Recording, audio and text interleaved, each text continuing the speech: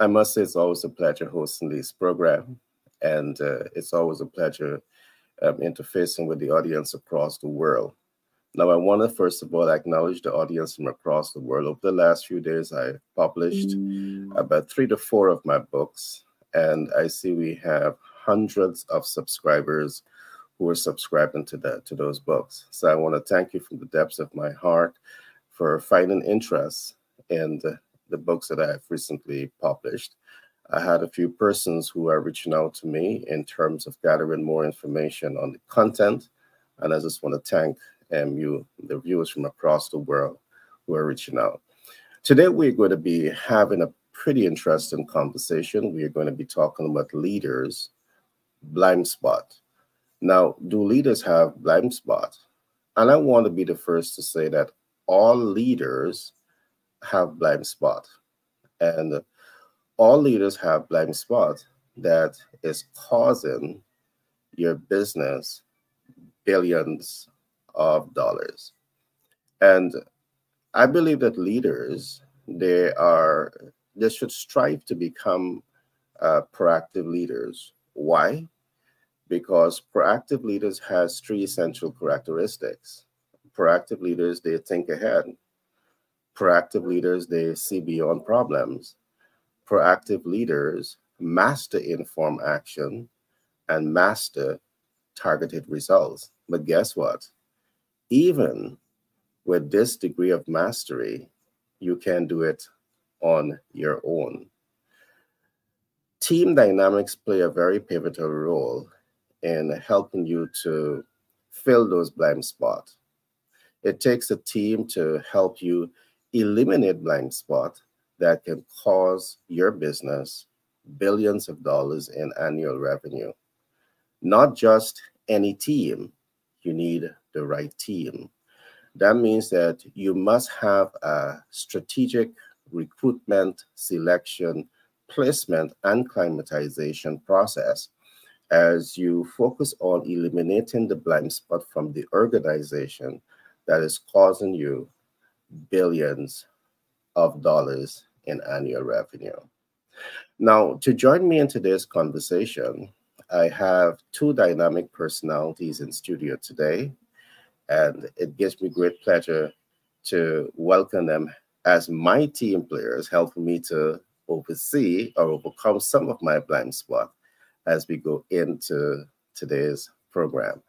I have Frank, and Frank, he is an economist by profession, and he is a leader by practice. He's very passionate about leadership, and he's going to be giving us his perspective on leaders' blind spot. I also have Shivani Sinarang, and Shivani Sinarang, she is a project management practitioner. She lives and breathes project management, which I believe is essential and vital for the growth of every business. And of course, she will be talking to us from her perspective on leaders in project management and possibly blind spots that she have experienced with them. With that being said, I want to welcome you guys to today's program. How was your weekend? You're mute. Good. It was good. It's good. It was good. Awesome. Awesome. I'm so glad to hear that. All right. With that being said, I want to talk a little bit about blind spot so as to give some further foundation for today's topic. And then I just open up the floor for discussion. I'd mentioned that leadership, team dynamics plays a very important role in helping leaders to overcome the many blind spots that research is showing that leaders have.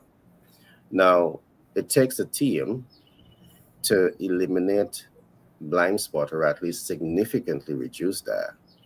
And we're talking here about blind spot that can cause your business billions of dollars in annual revenue. It is easy to put a team together, but it's very tough to put the right team together, because this here is not just putting a team together, it's ensuring that you have the right team players on board, the right vision, the right motivation, the right motive to move that vision forward. And that also requires a lot of time to select those personnel, to go through that recruitment process, selection process, placement, and the acclimatization. It takes a lot of time to fully execute in this. But let me also give another example. I'll break down the example by looking at this scenario. Now, let us assume that you are a black belt specialist. You have your dojo, you have your sensei, but being a black belt means that it's only your only first dan. You still have, 9 more dans to go to really evolve to the highest level as a martial arts specialist. But as a first dan martial arts specialist, you see yourself as not needing your sensei, all right, because you are a first dan black belt specialist, and because of this, you think that you don't need your sensei. That could be the biggest mistake that you're making, and I'm going to explain why. The clever black belt first dan specialist, he knows the importance of having his sensei on board, because guess what? His sensei is his mentor, his sensei is his coach, his sensei is his sponsor, his sensei is part of his community. Now, let me explain what the sensei is. Whenever you enter into a dojo, the sensei is the head personality in that dojo. He is the master of the martial arts, all right? And he has years and years and years of experience in practicing martial arts. I mean, my martial arts specialist, I don't know, that guy is a genius. I mean, he knows the kata, not from front to the beginning to the end. He knows it from the end to the beginning. He can reverse the whole process. Whenever you do something wrong, he figures you out. He sees it, and he tells you exactly what's going wrong. And the sensei brings that kind of experience to the playing ground, to the table, and they really helped you to find and the blind spot. The sensei helps you to see the blind spot, to know the blind spot, and to eliminate your blind spots. Now, are you the first dan black belt ninja in business that think that you do not need your sensei or your dojo? And I want to repeat this. Are you the first dan black belt ninja in business that believes that you do not need your sensei, your dojo? In this particular case, Frank might be the good sensei. Shivani might be the good sensei because they have been in this domain for quite a number of years. When you are that first dan black belt ninja, you think you don't need your sensei, you might be setting yourself up for the biggest tragedy in business. That decision can cost you billions of dollars in annual revenue. So I trust I would have explained here that although you might be a great leader, first dan, you still have 9 more dans to go to reach the peak of your development. And even when you reach there, the possibility exists. You still need that third eye. You still need that community to help you to get techniques right. So that concludes the point that I wanted to make. All leaders I've seen from the research that we are doing now, they have blind spot. And I'm going to be writing a new book titled Blind Spot, Leaders Blind Spot. So I'm going to open up the conversation now so my team can chime in. And I want to start with Frank. What are your thoughts in these regards, Frank? I mean, you have been in the field of leadership for quite a number of years. Can you relate to the topic? Very, very much so. Thanks, Gary, and good morning, everyone. You were right when you said that all leaders have like blind spots. Every one of us have blind spots. Robert Rushaw, he's the author of leadership blind spots. And he said that blind spots are unrecognized weaknesses or threats that can hinder a leader's success. It's weaknesses that we know about that aren't likely to derail us from our goals. However, those weaknesses that we don't know are the dangerous ones. Personally, as a leader, I've learned from Shaw and Karen Blakely. They're also experts on the topic. And one of the most common cause of leadership blind spot is pride that's bordering on arrogance. And this arrogance will will manifest itself in basically three ways. The first one is overconfidence. Excuse me.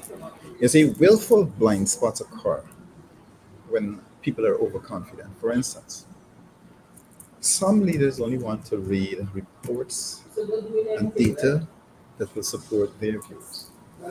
And this can be bad for an organization because a leader needs to be able to comprehend issues from all viewpoints. And confidence typically grows with whatever successes you would have had in your past. And that can lead to overusing the formula that provided results, thus creating a blind spot or blind spots on alternative solutions for the same goal. So that's how overconfidence will affect you. Another one is ultra positivity.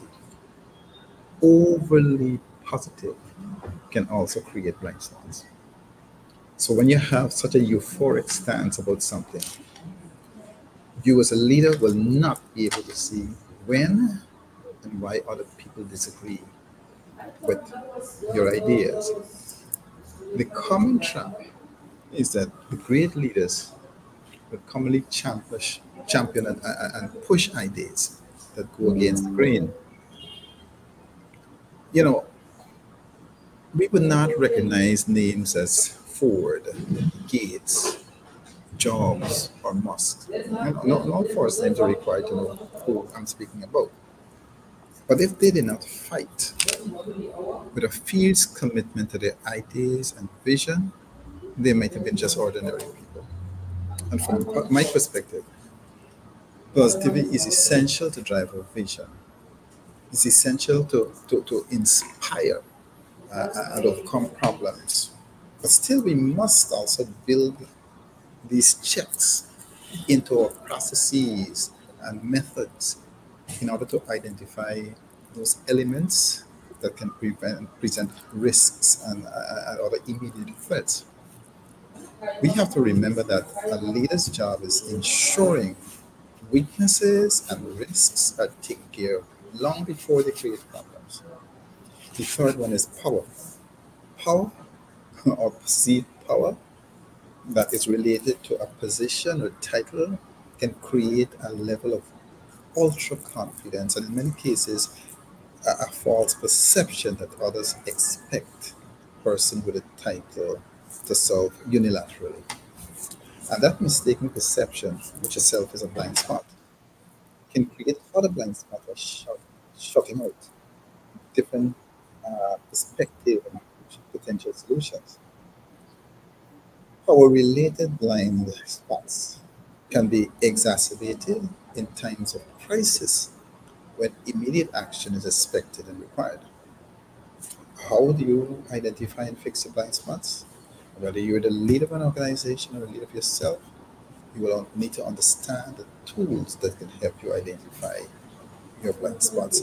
And I'll come back and give you a few of those tools that can help you to identify whatever blind spots you have. Over to you, Gary. All right, great share, Frank. And I'm happy that you referenced the author. Can you give me back the name of the author for Blind Spot? You're mute. Robert Shaw. Oh, Robert Shaw. Got you. Robert Got Shaw. you. All right. So I'm happy to know that I'm not the first person or the only person being thinking about black spot. We'll Well, think about it in a different way. it's Robert Shaw. It's Robert Shaw and also Karen Blakely. So yes, Right. Shivani, a woman also Yeah. wrote on. But like, you know what I was going to talk about now. That's why you meant you figured me out. All right, Shabadi. I'm excited to hear your response to the to today's talking points. All to you. So in projects, Gary, you have to think about leadership, whether you're in projects, operations. Once you in managing, you know, you look at leadership. You have to look at leadership. And I know Frank was speaking about strengths, and different weaknesses. But I just want to throw out something, how a woman would lead and how a man would lead, right? Um, it's a kind of hot topic, right? So now, what is said always, men would lead in a way that is more command and control, right? Whereas women would lead more by becoming more democratic and getting the ideas from everybody and then trying to form a better solution. So you have to know yourself. You have to know if this is really true. Now, I would deal with both men and women quite a lot in leadership. So at times, I think that's just a stigma, right? I mean, yes, you will have that data from a long, long time. And, that's the male mindset and how you lead and the woman mindset and how you lead. But I myself, I feel sometimes I change it up all the time. I might say, okay, this is just what we have to do, and we do it, right? Whereas I might I might be more democratic depending on the situation. But then, it's something to think about if this is really influencing how we lead. Meaning, if you're a male leader, you are more command and control. If you're a woman leader, you are more thinking about getting the ideas from everybody and trying to get everybody's opinion before you make the proper decision, right? More ideation. uh, we should do some more data collection on that, right? I'm speaking here and I'm thinking about somebody and he's definitely command and control and leadership, right? I'm thinking about somebody else, she is definitely the ideation, and want to bring everybody's opinion into the mix. So it's food for thought, really and truly, in how people lead. Of course, those things can change. I would always say, I will never say that this is the way that you'll be all the time, because that's the point of blind spots too. You have to know what is missing and then see what will work. For me, I would look at situational leadership. That's more for me, situational leadership. And you put in different environments, you look at different persons, culture, environments, and you will have to change your leadership style in order to get the job done as well, for good success. And I think that is a blind spot, that is something that is lacking quite a lot when we do not understand really that your style may not work in every situation, So you have now to really analyze the people, what the project is, what is the outcome. Politics may play a very, very big role in your organization with the project that you're running. So all of these things, all of these factors. What about the maturity level of the team? So for me, I have seen people will fail when they do not understand blind spots. They're blind to certain things. They believe that this is the best way, It's egotistical also, right? Egotistical. But I love to talk about the male way of leadership and the female way of leadership. Things would change, especially with technology. Technology is changing. So we would see probably the next generation to come. If we see the female would have been like this or the male would have been like that, we see that it is changing as well, because technology will change it, tech and how things are done. So for me, it's if you don't understand this really, really and work it, you're going to fail. You're going to fail your whole project, and you'll be sitting down now, Gary, and thinking, but I'm the best project manager, I really could do this thing. I'm the engineer, I'm the facilities manager. I have over 30 years of experience. And you're telling me a small project like this has failed? Why? You have to analyze, and is what you were saying. We get ahead of ourselves. We think we are the best at everything, right? And we don't realize that we have to sit down and listen. We have to sit down and listen. Gary, so far, those are some of my points. Shivani, you're correct. I think sitting at that boardroom with an open mind is so vital to helping to eliminate blind spot within that project. You and Frank, you mentioned a number of important points. You just talk about maturity level of team, that plays a role. You talk about ego, that plays a big, big, big, big role. Organization politics that might be slanted in a particular way. And I want to add simply there, socialization. In my experience, I've seen that organizations socialize their membership to think in a particular way. Yeah. And that particular way is the normal way. Nothing, deviates from that social norms. While that is important, and it may serve their interest, it's another issue. And it's a deep subject matter, and over a period of time, we're going to go deeper into that. What I want to do, I want to talk briefly here now about the leader and what I call organization leadership. And there are 6 important concepts to take away here. I'm not going to go into all of 6 of them. When you get the book, you will be able to do that deep dive into this. But in the context of leadership and organizational leadership, the 6th concept that I want you to take away is what we call the organization chart. I mentioned that the right team is going to help to eliminate blind spot that is causing the business billions of dollars in annual revenue. So I begin by looking at the organization chart, and I'll speak about this one for today. The second is the organization culture. If you don't have an organization chart, believe me, you have blind spot, because even with the organization chart, though many organizations, you still have the blind spot. Second is the organization culture. Every organization should have a very strong culture. The culture is part of personal branding. The culture is part of corporate branding. And that needs to be forefront within the organization. The third concept that I want to table here is the organization team dynamics. I mentioned that team is very important. You may have the chart, you may have the culture, but it takes the human resource within the organization to actualize that culture, to actualize the organization chart. So having the right team dynamics is so, so important. The 4th concept that I want to table here is the organization or the business cash flow projection. In this context, we are talking business. And for that business, you need to have what we are calling the cash flow projection. It tells you where you're going. And not having this, it means that you may have a lot of blind spot, because you may be in business, but guess what? You want a cash flow, but guess what? You don't know how much is your potential cash flow annually, because you don't know your market size, you don't know your density, you don't know your dispersion. That is multiple blind spot that I would have already established. So you need to have this.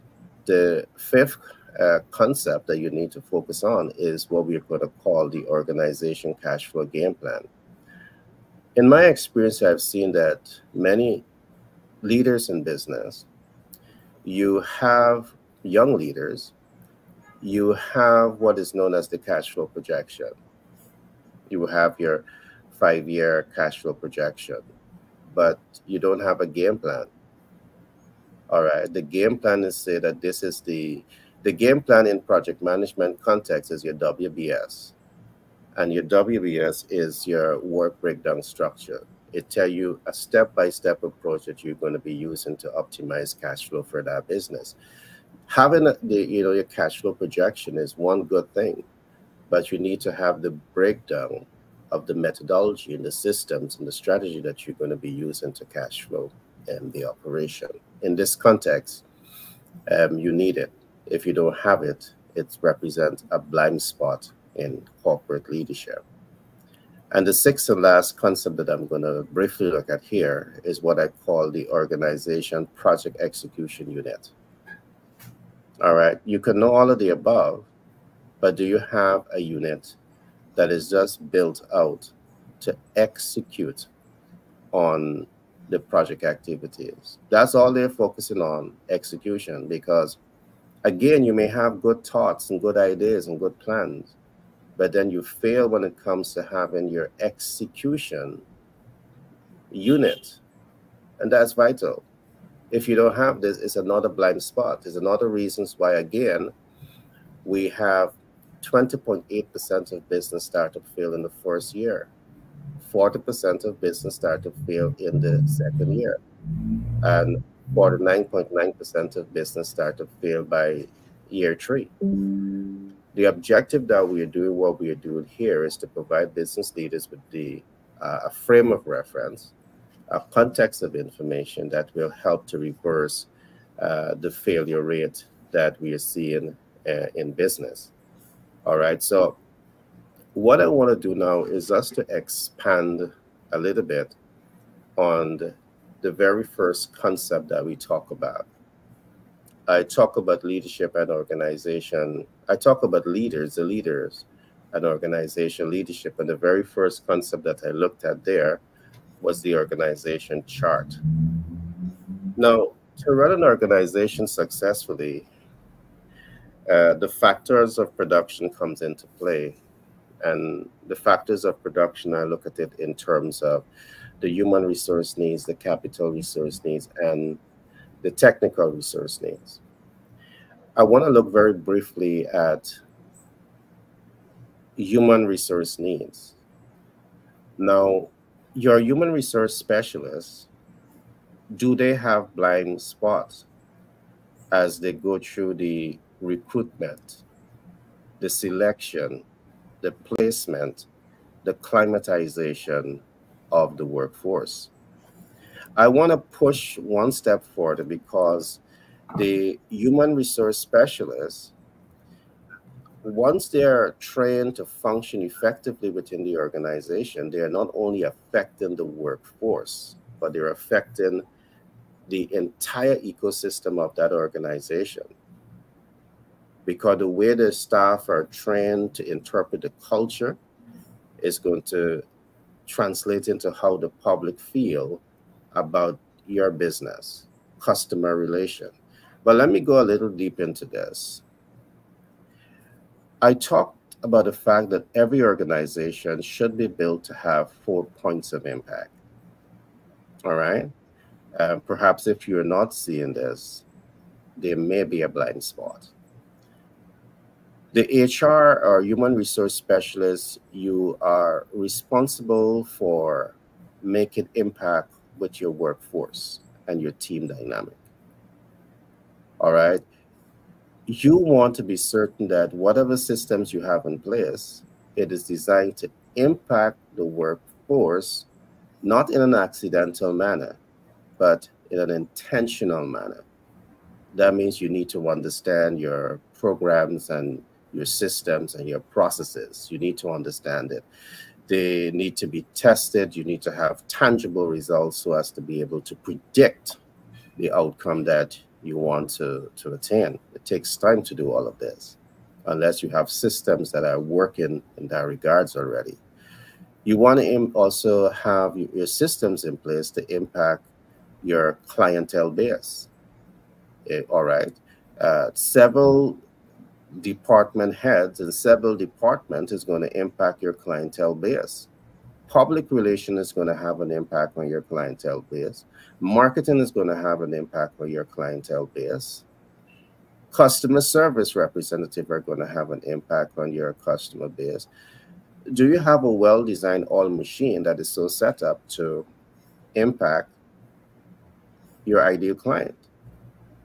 Because the inability to build system that is going to help you to achieve impact with the ideal client is going to undermine the very potential of that business to cash flow. And this need not be accidental. This has to be intentional. So you need to take the time to recognize, do I have blind spot here? If it is accidental, you have a whole lot of blind spot here. Even when you are intentional, you have intentional designs, there may be blind spots that exist. So let me quickly go through this because I can take the rest of this as expanding on this. All right. So you want to impact your team dynamics. You want to impact your clientele base or potential clientele base. You want to impact the public. Why you want to impact the public, the general public too? Because you have influential people in the public that can influence persons to support your brand or not support your brand. They're influential people in society. Do you want to impact them?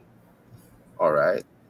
Are you being incidental about this, or are you being intentional about this? Is this a blind spot? So what I'm doing, I'm going through a whole host of blind spot. So you can see you didn't know some of the blind spot that is perhaps holding your business from optimizing its success. And the last point of impact that I'm going to talk about here is, how are you building your brand to impact the business cash flow? Now, the first three, if you do them and do them well, they will have positive impact on the business cash flow. But in our context, we go deeper than this. We go much deeper than this. In our context, we talk about how do you leverage excess liquidity into income-producing assets, into performing assets. But I'm going to leave some of that for later on. Now, I've pointed out a number of blind spots as it relates to the human resource specialist. Now, just let me go a little deeper into this, and I'm going to finish this point shortly. Part of the role of that HR specialist, human resource specialist, is to nurture highly motivated workforce. But are you really in that position of strength to nurture highly motivated workforce? What are those factors that should be considered when you are desirous of nurturing a highly motivated workforce? In my book, I clearly stated that people never grow beyond their sense of self. It's impossible. It's practically impossible. It doesn't matter what you do, what you think, or what you believe. So since we have come to the realization that people cannot rise beyond their sense of self, are we incorporating Abraham Maslow's thesis into the whole equation of nurturing the highly motivated workforce? Abraham Maslow introduced self-actualization. What I have introduced in our context is blanket workplace self-actualization, where we look at the entire human resource ecosystem within the organization, and we are saying to you, do you have a human culture, a human sustainable development culture that is focusing on blanket workplace self-actualization? Perhaps in the absence of this, guess what? There are blind spots within your organization, because you are not going to get optimum performance. You're not going to get the high performance that you so desire to drive the cash flow optimization of your business. It's not going to happen. So let me push another step further. The human resource specialists, they're also responsible for reducing absenteeism. All right. In many organizations that I'm interfacing with, guess what? They have massive absenteeism. And the next one is rapid turnover. Absenteeism hurts the cash flow potential of the organization, especially when key human resources are absent from the organization. But as a leader, Are you able to clearly identify the reasons you're getting absenteeism, or is that a blind spot? Because persons are not necessarily absent because they're sick or they're ill. They're absent because they just want a break. And why they want a break? Because your culture may not be reflecting uh, in their image and liking. Why so? Is that a blind spot that can be tweaked and can be fixed so as to incorporate now or to tweak the culture of the organization in such a way that everyone now, they're not high performers, but you have the highly motivated workforce that just can't wait for the weekend to pass to get out to work as Monday to be part of your business ecosystem. Is that a blind spot? So I just want to throw this out and leave that there for a little bit. There's so much more to get into here. I haven't touched on the technical resource need and the capital resource need to show blind spot that we are seeing. And all of this is going to be in a new book and so much more that I'm going to be focusing on. So I'm going to come right back to Frank. Frank, all to you, and then to Shivani. You're mute, Frank. Thank you, Gary. I wanted from the blind spots that I spoke earlier, which overconfidence, ultra positivity, and power. I just want to give a little bit of solution to how to identify and fix those blind spots.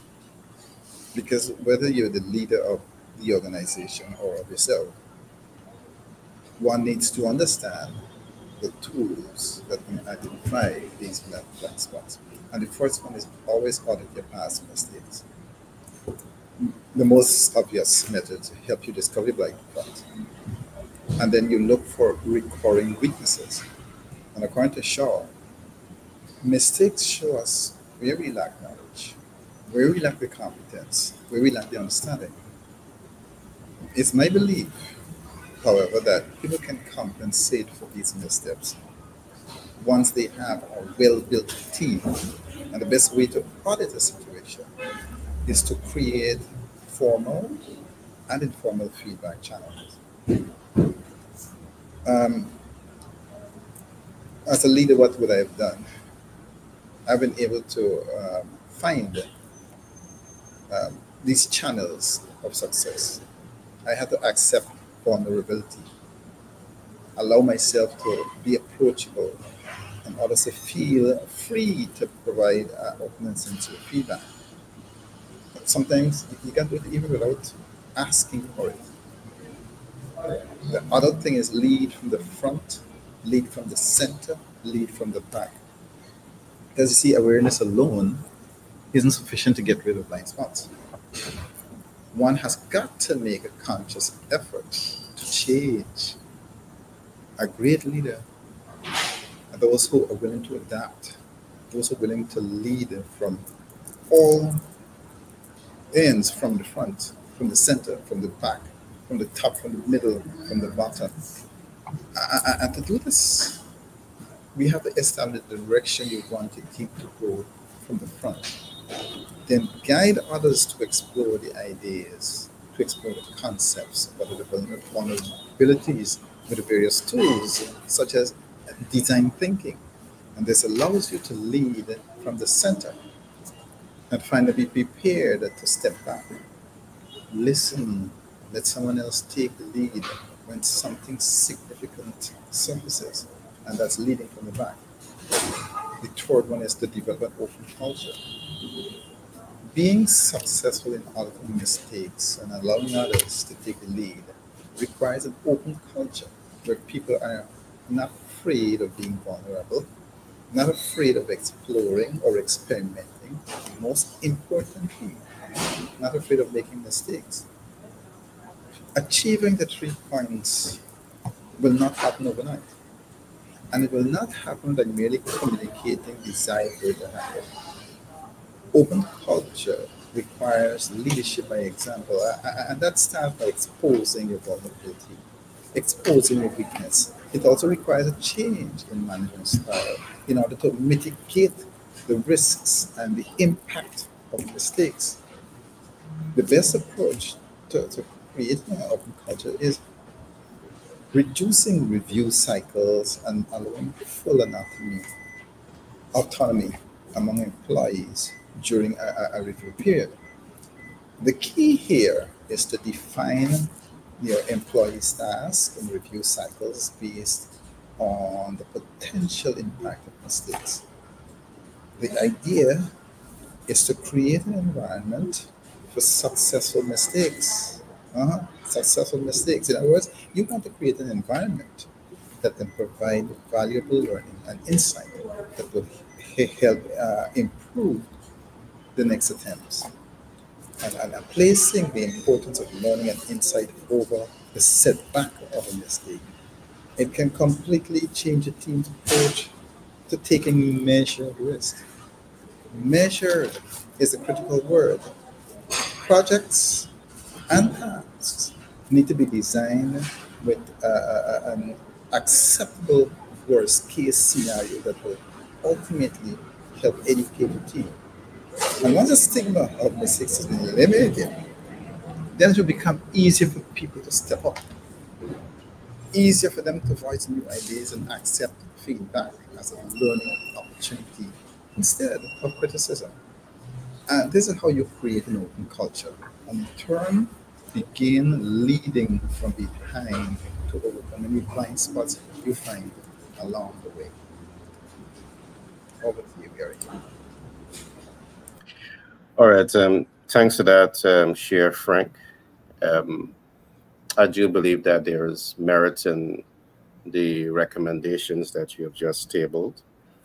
I do believe that, as a leader who lead from the front, the center, and the back, he's given an opportunity to be observant in how the process is working. And probably the leader with a team, they can definitely, from the observation, they can now deduct strengths and weaknesses and then find a strategic approach to eliminate them. This is what I'm about to Go ahead. Gary, this is what John Maxwell called a 360-degree leadership. Awesome. Awesome. What I'm about to say is going to also go deep into some of what you're talking about, because at the end of the day, we want to be able to come close to eliminating blind spot. If we can eliminate all, that's another story, another discussion for us to have as time progresses. But I'm looking at the organization chart, and I'm looking at one of the factors of production, which is the technical resource needs.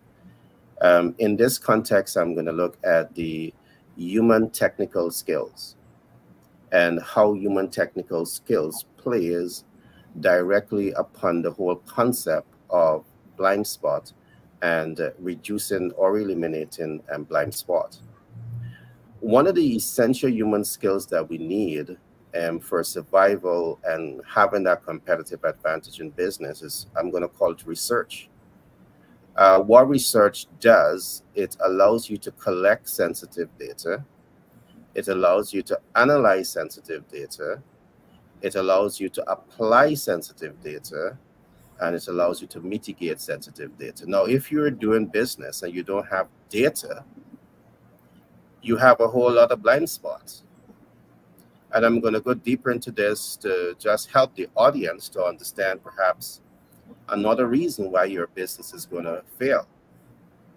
So when we talk about collecting data, and I can look at this from two different standpoints. I can look at it from collecting data from the organization perspective, and you need to collect that type of data.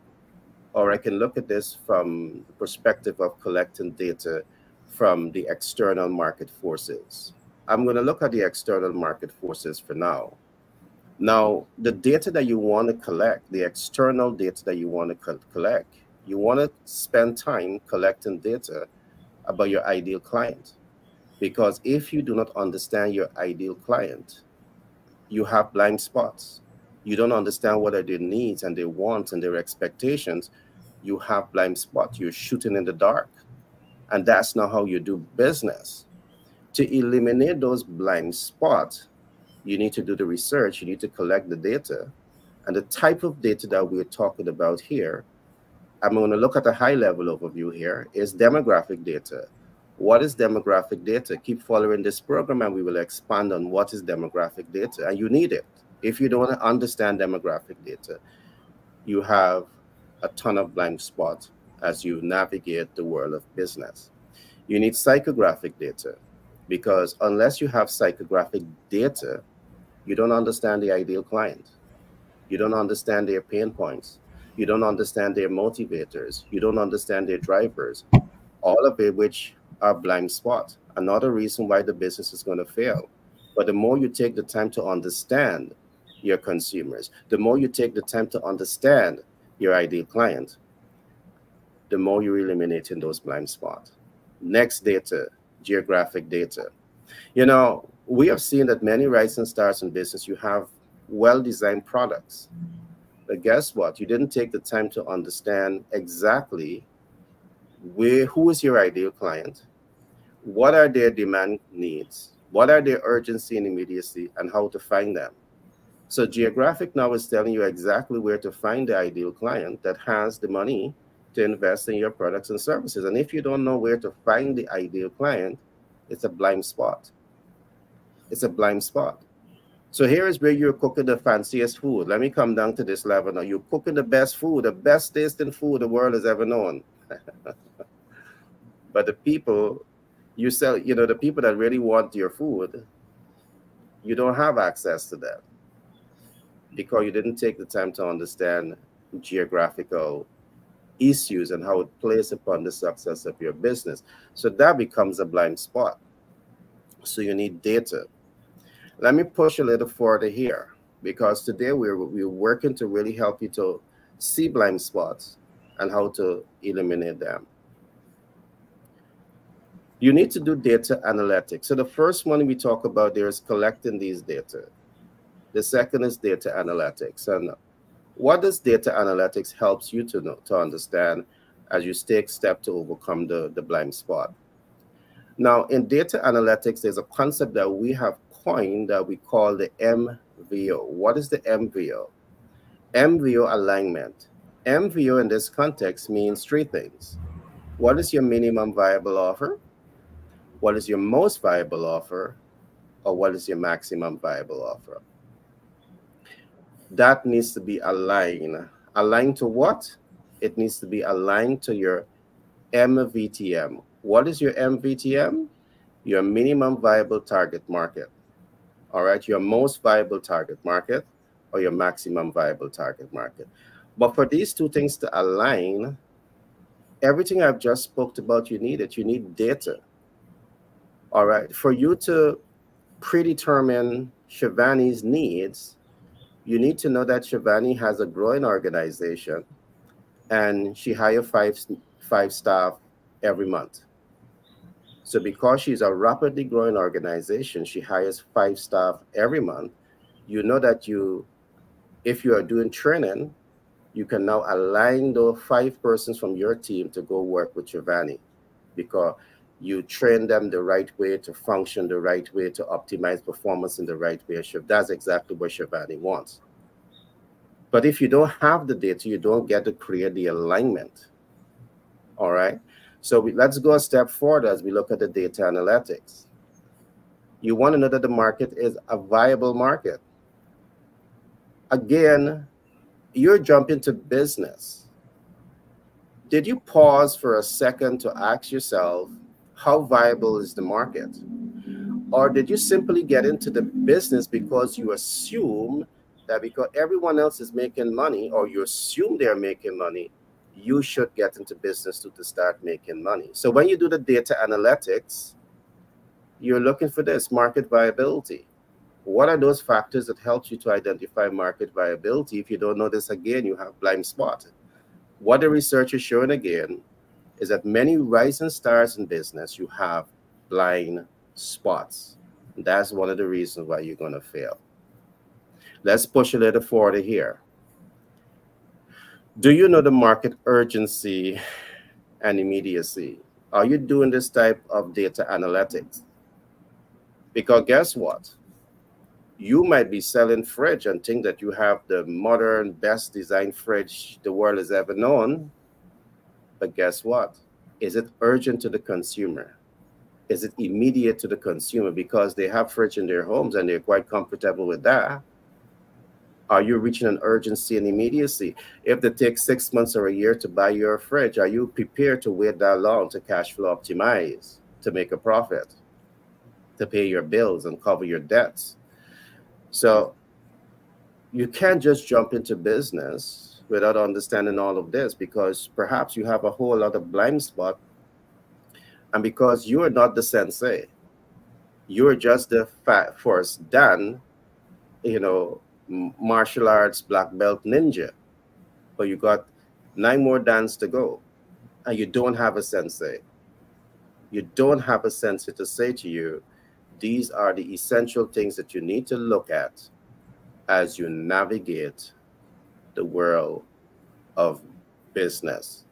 So I'm going to pause here because I can go on and on blind spot. I'm going to go over to Frank. Frank, love to hear from you. Did I come to Shivani? No, my turn now. Yes, my turn now. Yes. Oh, Shivani. Sorry about that. All to you, Shivani. Great. Now, I was listening attentively to you, Gary. You mentioned some good points here. I love the term blind spots.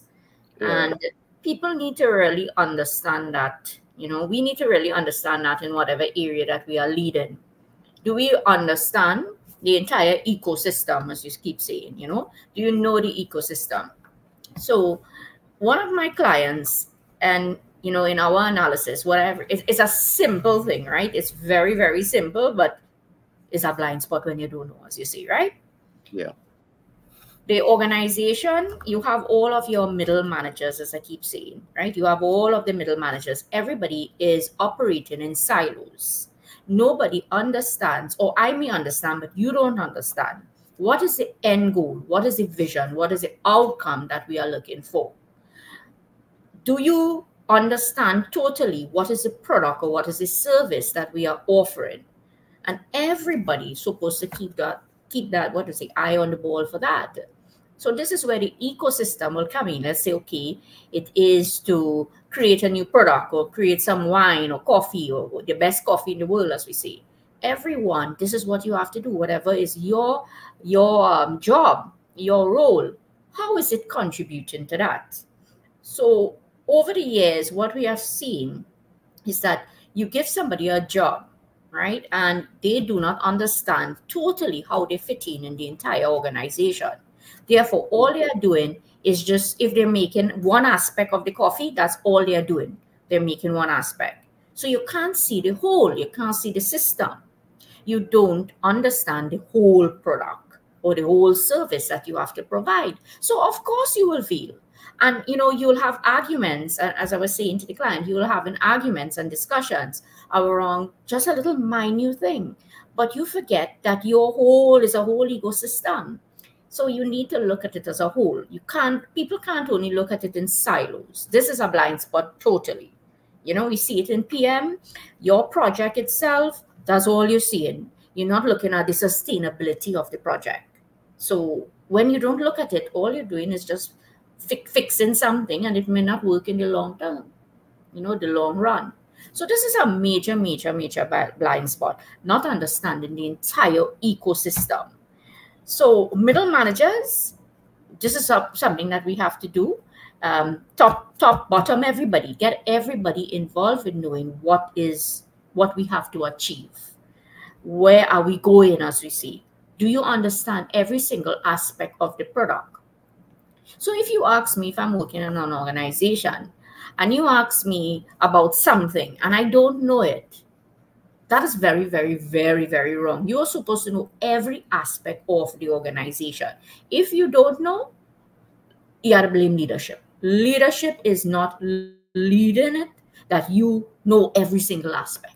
You have to know. I mean, you may not be the subject matter in every single aspect, but you have to know where to get it, who to go to, what to do. And especially we're talking about human resource. If you know the outcome, if you know what you want to achieve, then you will do effective talent management. Talent management is something that is missing quite a lot. It is a blind spot. And when we do talent management, you are doing talent management in silos. You're not doing talent management to get the outcome, you know? So those are a few points. Great points, Shivani. Um, what I take away is understanding the project ecosystem, because the more you understand about the whole of the project ecosystem, it helps you to eliminate the blind spot. I also love that you also fill in there that you don't have to be the guru or the walking encyclopedia on all subject matter for the ecosystem, but you need to ensure that you have the right team players within the ecosystem that can help to articulate on that entire ecosystem to eliminate the blind spot. So I've taken away that. A strong boardroom can be a good example where, you know, at the boardroom, you have the best and brightest and sharpest minds that are coming there and really articulating, you know, different views on the particular subject at hand. I would always talk in that boardroom, you need to have the project management specialist too, because they're always documenting ideas, they're always documenting solutions, and they can help you to find timelines. So when you finish talk, it's not just talk shop, but it becomes now time to get the work done because you have the right team dynamics there. So I've taken that away from what you would have said. I'm going to complete a trend of thoughts, and then I'm going to come right back to Frank as it relates to data and analytics. Data is vital to removing yourself from blind spots, all right, reducing blind spots in the project. Again, these blind spots can cost you billions of dollars in annual revenue. All right, it's not a $10 and $20. It can cost you billions of dollars in annual revenue. And if you continue to turn a blind eye to it, you're causing the organization by default to hemorrhage financially. Now, on data analytics, I look at a number of things just now. I talk about the alignment of the MVO to the MVTM, look back at the program to understand what MVO and MVTM means. I talk about the market viability. I talk about the market urgency and immediacy. Now, I want to make this point. You see, you may have a blind spot here too, because you may look at the market and you see that there's an urgent need for products and services, and you feel excited about this because people need the product and service. But guess where you have the blind spot? You didn't do the analysis, the data analytics that helps you to see if the clientele base, if they have the ability and the willingness to pay for your MVO, your products and your services. Many persons may need a product or a service, but guess what? They don't have the ability or the willingness to buy. They want someone else to buy. If even they got some disposable income, they're not prepared to invest in it themselves. All right. And I don't want to hit, but some of the things that I would say to rising star in businesses, we can talk to you from today to many years down the road about the importance of visibility. Your business needs visibility, it needs reach, it needs impact, it needs client conversion. And these things that are not going to come at zero budgetary allocation to move your vision forward. You need to make adequate budgetary allocation for visibility, for reach, for impact, for client conversion to build confidence, trust, and credibility in your brand. All right. And you need to have the willingness, the ability to invest in this. If you don't, and you are targeting these consumer base, guess what? You're not going to cash flow, because rising stars in business, small businesses, they have those needs. But the big question you want to ask yourself, do they have the ability and the willingness to invest in what it takes to become a giant in business, to do what it takes to become a ninja in business? This may be your blind spot. All right. And if this is your blind spot, it is taking your time, perhaps your resources, it's going to cause you stress in the long run, and you're losing an opportunity to generate billions of dollars in annual revenue because your focus is in the wrong place. So I'm going to pause here for now as we talk about blind spots and leadership. Frank, all to you. Thank you, buddy. Um, I just want to let you know that there are benefits for overcoming leadership blind spot. And these benefits, there are many, but I'm just going to give you a few. The first one is you need to improve your decision making.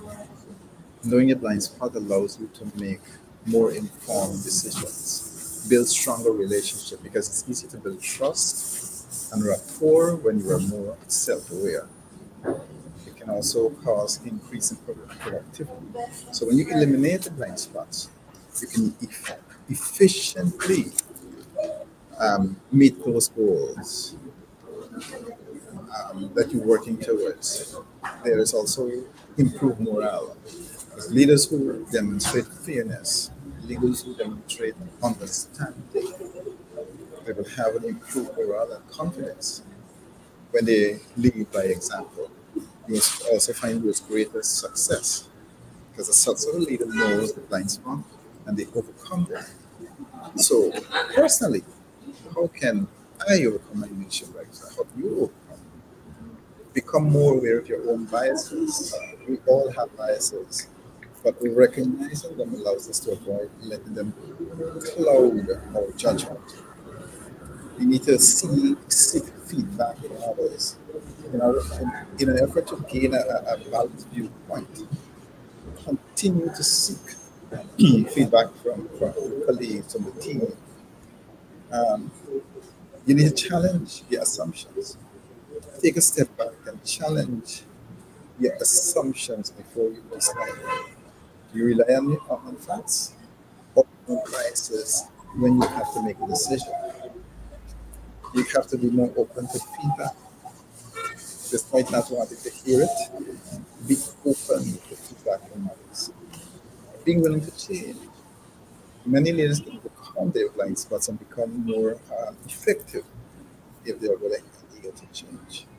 So, those are ways in which leaders can overcome um, any blind spots and the benefits that they have on overcoming blind spots. All right, thanks for that share, Frank. Um, Great shares. And I really trust that the listening public is finding today's conversation interested. As I raise my eyes to look at the time, I see the time is already upon us. So we'll have to have a part two, part three, and part four of this conversation because if you think that we scratch the surface in terms of the conversation, no, we ain't scratched the surfaces yet. It's a very deep subject matter. But I want to encourage you, the viewers who are here, if you like the content that you're hearing, I want to encourage you to like, subscribe, and share, so you will be the first to get these content that we're bringing to you on a regular basis. And Frank, I want to just expand on what I was saying early on. Normally, when I talk about data, I speak of data in four contexts. It's the data collection, the data analytics, the data application, and the data mitigation. To eliminate blind spot, you need all four of these things to be working together. I'm going to just spend a little time looking at data application. When is the best time to apply data and how to apply data so as to ensure that you are data driven and you are beyond the blind spot zone? Now, the best time to apply data is when data would have helped you to understand who is the ideal client, what are their needs, wants, and expectation, what are their pain points. And when I talk about applying data, I'm talking about innovating products and services. Do you just innovate a product or do you just innovate a service without taking the time to understand your market size, your market needs, your market pain points, your market density, your market dispersion? What is the best time to innovate products and services? You need data. So before you start to apply, if you want to be successful and remove speculation from as being your blindfold, you need data. So with the right data, it tells you, okay, this is the time to start to innovate products because I've researched my market. There is a sizable market. They have an urgent and immediate need, and they have the ability and the willingness to pay for my products and services. So when you collect this data now to in your data analytics, you now apply that data in products and service innovation. So I'm saying to many rising star in business to remove that blind spot, become data driven. And if you need help or when you need help, I encourage you to reach out to our community. We'll be so happy to help you in this process. Now, data mitigation. It's important to recognize that data is changing constantly. All right. Your consumer base may change from geography to geography because of natural and man made disasters. All right. It may change. And you have to ensure that you are sensitive. First of all, you're oriented, you're sensitive, and you can now be responsive to market shifting needs. All right. In the absence again of data, you cannot do all of this. All right. So it's important to focus on this. Now, I'm just going to give a hint here now on what I would have loved to get into. I'm just going to give a hint and then we're going to start to wrap up today's program. And I'm still looking at the first element of the sixth element that you need to understand as you try to eliminate blind spot. I'm still looking at the organization chart. But I'm going to look briefly now at the organization chart of what I call the capital resource specialist. And why I'm going to come here is because of the fact that I'm seeing millions of business startups. You want to access capital to grow and scale your business. You start the business knowing that you need capital, but guess what? You just don't know how to access the capital. Is that a blind spot? Yes, it is. Do you know how to overcome that blind spot? In most cases, you don't know. So in the brief, to overcome this blind spot, I'm going to give you some solution. You need to spend time to understand financial instruments. And by understanding financial instruments, we're talking about you or within your team dynamics, your organization chart. You have someone that understands debt and equity and credit and creative financing and hard money lending. You need this as part of your business ecosystem. If it's not there, blind spot. You need to understand how to access the capital because understanding the instrument doesn't mean you understand how to access. All right. Understanding the instrument, understanding how to access doesn't mean that you know how to leverage. So these three things so far needs to work together. And then last but not least is understanding how to mitigate capital. Now I'm going to say this. There are many rising stars in business who buys a debt and they own that debt for 30 years. Is there a smarter way of managing that debt so as to reduce your debt cost, reduce your debt life cycle, own the equity in the asset, leverage what we call an LBO, leverage a HELOC, a home equity line of credit, or a BLOC, a business equity line of credit, take out the equity and leverage it into other income producing asset. Is that a blind spot for business and the private individual? Yes, there is. So there is so much for us to go into here, but I'm going to end on this point to say that there's so much more to come as we expand our conversation on leaders and blind spot that is causing your business billions of dollars in annual revenue. Shivani, your thoughts, and then your closing remarks, and then we're going to come to Frank. No. Your thoughts, Shivani, before you get to the closing remarks. Very, very important to understand in projects all aspects, every single piece of the pie. You know, we like to talk about it in terms of product scope and project scope, right? So those are blind spots, right? When you only look at the project and you don't look at the product or the service. So we may just talk about project scope, understanding what the project is all about, ensuring that you get all the resources and you just project managementize it. But who is focusing on the product? This is definitely something that is lacking a lot of times. And you have the resources, but when you analyze it, the project fail. The project fail not because you didn't have the resources this time, but because you did not, you give the client a product that is not working. So you did not do a proper product analysis. So both must go hand in hand, understanding project scope and product scope. If not, we're having problems. So, as we sit and we talk about all the different aspects, what are some of the blind spots? What is lacking? We can really say what it is. It's, to me, it's easy. It's a very, very easy thing. However, in reality, it's, you're still seeing it, right? So I think in time it's going to change. Knowledge is power, as we say. Knowledge is power. Those are my thoughts so Oh, far. thanks for that share, Shivani. I love that you went into those two areas of project, and perhaps we can expand on this. Tomorrow we're looking at habits. Perhaps we can link habits to some of what we're talking about tomorrow and just expand on some of your talking points here. Frank, oh, Shabani, you're till Wednesday. So Wednesday, perhaps we can go back and some of that.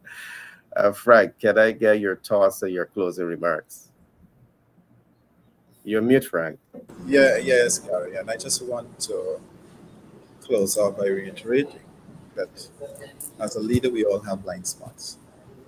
And often these vulnerabilities or threats, they will go unnoticed.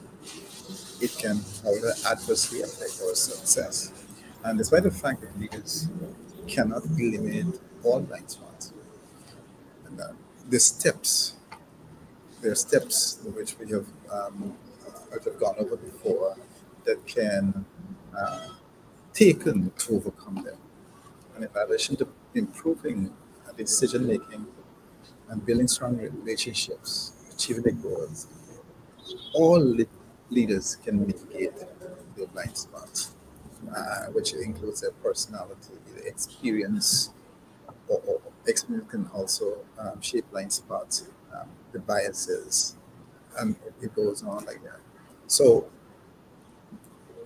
when we need to overcome these blind spots as leaders, we can't go it alone. We can't possess what is called an I know attitude. Sometimes we overestimate our strategic ability. Robert Shaw spoke in that way. Do not keep difficult conversations for me. When it comes to difficult conversations, don't shy away from them. Provide. This may seem innocent enough, but in the long run, it can result in problems that festers and it can become a lack of trust and respect in the team. Poor delegation is another aspect of it. When you want to have excessive control, you're making snap judgments, fear of taking risks. And this one is important, being unprepared for meetings and arriving late. All these are blind spots that can fester and affect success in any organization. Do not focus too much on the present. You have to be creative and innovative and forward thinking.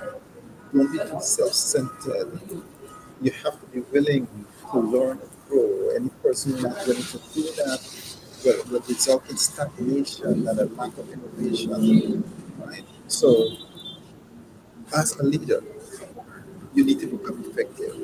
Stay away from those things, those blind spots. And it's good to ask people what are some of the blind spots in CNU. Because let me tell you, there are others out there who will quickly pick up on the blind spots in you because they observe. And that's what your team is for, is to help you to become the best leader you can. All right, thanks for that share, Frank. Great points. Now, I just want to emphasize Frank is an economist by profession. He has years of experience also as a lecturer, and he's also a leader in the true sense of leadership. He works from his church and really empowers community in leadership. Shivani is a project management practitioner. Shivani is also a lecturer at one of the top universities in the Caribbean. And she really comes passion-filled to really help people to understand project management. And today, she has highlighted some of the blind spots that you need to be aware of as you position yourself to lead with your project. With that being said, I'm going to ask Shivani to give us her closing remarks. Thanks, Gary.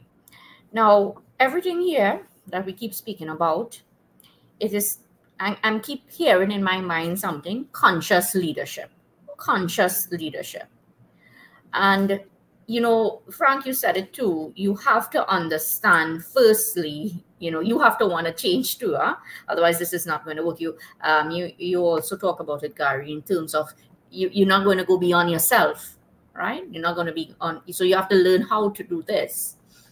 And you remember people, especially if you're very egotistical, because I mean, you gotta get real. We have egotistical people all around. We ourselves could become very egotistical with our knowledge, you know, once you know something. And I've seen it in academics all the time, you know, we believe we know. So therefore, we become very egotistical. So when you have to lead, you are telling people this is the way how to do it, right? You are saying this is it. And I mean, if you continuously do that, you're gonna see massive failure and breakdown. Right? I don't like to see the massive failure and breakdown, but when I see it, I could tell you why. And I mean, at that time, I like when I'm right as well, you know, egotistical as well, right? So conscious leadership. What is conscious? You know, conscious for me is totally understanding how I will react and understanding emotions and thoughts and feelings, not only of myself, but also everything around me. And leaders, this is how we need to become more of understanding your surroundings, understanding the people, understanding how you will react to something. It is really, it's something that people have to really learn a lot more of. It is a blind spot. It is definitely a blind spot, not knowing your surroundings, not knowing, seeing how everything fits. You're not aware of your own existence. So you're not aware of yourself, right? As your word is, you're not aware of yourself and your thoughts and your feelings. So how could you go and lead then? Right? So you've got to start with you as well. You have to start with you. You have to know in conscious leadership, you have to know when to reflect, when to stop, when to just, you know, let go of certain things, when to take time off. You know, those are blind spots. We got to learn so much more about conscious leadership. It's a whole topic, you know, and it's something that's so interesting to me. So those are my closing points for now. Good. Shivani, what I want to link to what you just said, and I know that you know this, is conscious leadership. And what you eloquently spoke about a few weeks ago, I think it was last week or the week before, you spoke about emotional intelligence. Yeah. And conscious leadership is this combining the emotional intelligence into the whole leadership process. I would love to see you do that collage. Perhaps on Wednesday we could explore it some more. But I know you spoke eloquently about that. All right. With that being said, I want to thank the viewers from across the world who are looking at this program. And you don't want to be a first Dan black belt ninja that don't have your sensei. All right. You need that mentor. You need that coach. You need that sensei to help you to recognize your blind spot. You know, being a first Dan is only the first Dan. You know, you might be the first Dan in business, but there's 10 different levels that you have to evolve up to really master your craft. And we are here to provide you with that support to help you fill some of those blind spots and so you can win. And everything that we have talked about, we are not just discussing the theory. We all are practitioners in this field. I last spoke about access to capital as a blind spot. We can get you through that blind spot because we have experts on our side that will help you to access debt, equity, credit, creative finance, and hard money lending to move your business forward. All right. So we have the expertise to get you past that blind spots or those blind spots within the shortest possible time. And in doing business, you don't want to procrastinate in that blind spot zone. You want to be proactive. All right. And being proactive means that you take an informed action to achieve desired results. In fact, proactive leaders to do three things: they think ahead, they see beyond problems, and they take informed action to achieve desired results. You now owe it to yourself to connect with us to be able to take informed action to achieve your business objective. With that being said, I want to wish you all the best for this week, Monday, and just go out there and do your best. Overcome those blind spots. Reach out to us. Have a great week ahead of you. To my team, I want to thank you for being here today. You could have been doing anything else, but you are here committing to give service to humanity, to educate business leaders on smart ways, better ways in doing things, so those blind spots don't prevent their business from optimizing billions of dollars in cash flow. So I want to thank you, and I want to wish you two an awesome weekend, an awesome week ahead of you. Okay, my